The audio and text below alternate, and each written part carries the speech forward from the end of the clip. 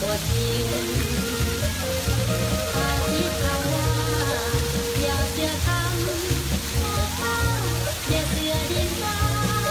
เมืองจังบางคำซ้ำคือเป็นจริงบางครั้งบางคราวคำเขาว่าบ่แม่นความจริงแต่น้องเป็นผู้หญิงเฮ็ดจั่งใดสิถือใจอายได้ สาวพันใจของหัวใจยังว่างน้องกำลังเปิดทางให้ตายได้ห่างจับจองใจมาเด้อเด้อมาจับจองในข้าพันหากได้น้องเป็นไผทางขึ้นก็ได้กำไรก็งาม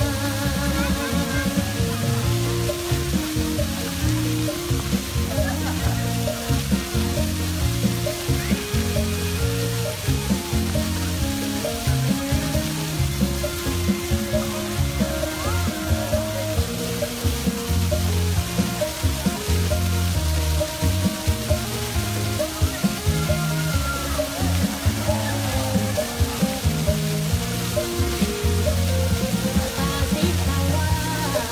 อย่าเชื่อคำอย่าเชื่อดินฟ้ามือซ้ำบางคำซ้ำคือเป็นจริงบางครั้งบางคราวคำเขาเว้าบ่แม่นความจริงแต่น้องเป็นผู้หญิงเฮ็ดจั่งใดสิถือใจอายได้ สาวพันใจของหัวใจยังว่างน้องกำลังเปิดทางให้ตายได้ห่างจับจองใจมาเด้อเด้อมาจับจองในข้าพันหากได้น้อง